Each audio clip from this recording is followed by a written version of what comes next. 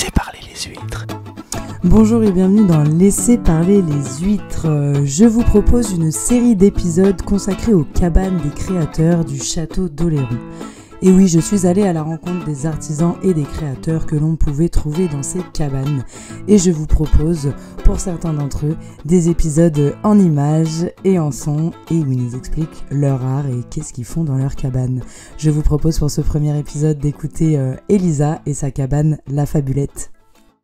Je m'appelle Elisa Bosch et mon nom d'artisane, c'est La Fabulette. Donc, je suis située cabane 34 au port du château d'Oléron. Et c'est ma première année ici. J'étais venue exposer en temporaire en cabane 14 3 fois. Et maintenant, je suis là à l'année. Ça veut dire quoi, La Fabulette ? Ça ne veut absolument rien dire. C'est un nom un peu poétique, je trouve, et qui vient... Au départ, c'est venu de ma première exposition de graveuse, en tant que graveuse, qui s'appelait Les Fabulettes. Et c'était un peu lié à Anne Sylvestre et tout ce petit monde fabuleux de poésie. Et voilà. Et il y a fabulé aussi dans La Fabulette.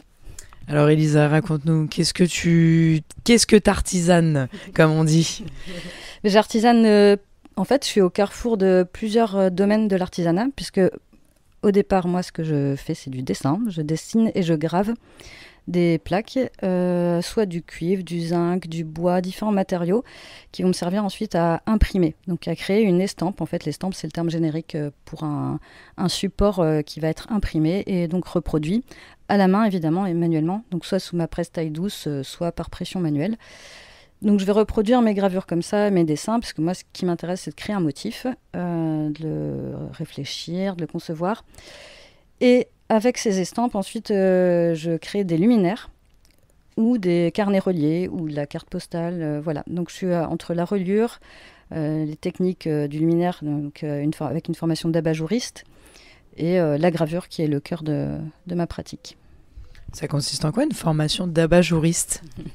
Mais c'est en fait connaître toutes les techniques liées à la création d'un luminaire. Alors tout ce qui est normes, évidemment, électriques, mais aussi les normes par rapport à l'abat-jour, les proportions, déterminer le côté créatif, et aussi les différentes techniques liées à l'abat-jour, puisqu'on peut travailler le tissu, le plissé, les techniques anciennes, et puis aussi le contre-collé qu'on trouve plus maintenant. Donc moi, c'est ce que j'utilise, le contre-collé, puisque je travaille sur des papiers très très fins, qui sont à la fois résistants, mais qui sont très intéressants pour la lumière, des papiers népalais, des papiers japonais, qui vont permettre d'être imprimés et aussi ensuite donc d'être marouflés sur ce polyfane. C'est le revêtement des abat-jours. Donc cette technique du contre-collé, c'est ce que j'utilise moi. Voilà. Donc là, dans l'idée, parce que quand on arrive dans ta boutique, effectivement, il y a beaucoup de luminaires. Donc pour comprendre un peu ça, il y a une structure de base dans laquelle tu intègres un papier, comme tu as dit, un papier particulier. Mais il y a quand même une structure de base, c'est pas que le papier qui fait la rigidité de l'abat-jour. Non, voilà, c'est le polyfane qui va servir à la mise en forme, qu'il n'y ait pas de problème de chauffe par rapport aux ampoules, etc. Et ensuite, tout ça est monté sur une carcasse, en fait, une carcasse métallique, qui est une carcasse d'abat-jour, donc qui va donner la forme, en effet, du luminaire. Donc après, toi, tu récupères des papiers. Moi, ça me fait penser aux papiers de papyrus un peu, c'est normal, c'est le même style de fabrication ou pas ? Alors en fait, ce qu'il y a de commun, c'est que c'est des papiers qui sont travaillés à partir de fibres végétales. Les papiers népalais, japonais, c'est de la fibre végétale du kozo, par exemple, au Japon, qu'on utilise beaucoup, les fibres du locta, au Népal plutôt. Et donc c'est cette cellulose en fait des plantes qui va qui va être extraite pour faire le papier. Et donc on va avoir des textures très intéressantes en fait, des variations pour la lumière et puis cette transparence. Voilà, les papiers, les washi japonais sont vraiment inégalables en termes de qualité. Parce que c'est ça permet d'avoir le côté papier, mais transparent, et du coup sur lequel aussi on peut venir travailler. Toi, tu peux presser tes motifs que tu as gravés préalablement sur quel type de... Sur quoi tu graves pour après presser ? Alors exactement, moi le papier, en fait déjà... Mon idée, c'est de bien combiner, équilibrer, on va dire, trouver l'équilibre entre mon dessin, le graphisme et le papier, pour mettre en valeur quand même le papier, et puis mon motif. Mon motif, je vais le graver principalement sur du bois ou sur du lino à graver. Donc, l'idée, c'est de créer une plaque avec une gouge de creuset autour de mon trait. Et mon tracé va rester en relief. Ensuite, je l'encre au rouleau. C'est des encres de gravure à base d'huile des encres très épaisses qui ne vont pas rentrer dans les creux, qui sont choisies en fonction de leur résistance aux UV aussi. C'est important quand même pour que ça tienne dans le temps. Et donc voilà. Et après, donc je presse avec ces papiers. L'idée, c'est vraiment de garantir quelque chose de qualité, oui. Et ça, c'est une technique qui te vient d'où? Ça a été inspiré de quoi, de cette peinture de luminaire? De pas grand-chose, de mes gravures au départ et d'un besoin mais pour chez moi. J'avais besoin d'appliques et je restaurais ma maison. Donc, comme je faisais de la gravure et j'avais des chouettes papiers, je me suis dit, ah bah tiens, je vais essayer de les monter en luminaire. Et c'est venu comme ça. Et après, en me formant et en travaillant ça, j'ai développé cette gamme-là de luminaires. Et c'est trop bien, c'est-à-dire que tu peux quasiment tout faire. Tu peux faire des commandes spéciales. Si on te dit, voilà, je veux un thème particulier pour une chambre ou un salon ou quoi, on peut venir te voir pour discuter avec toi d'un projet pour que tu fabriques un luminaire.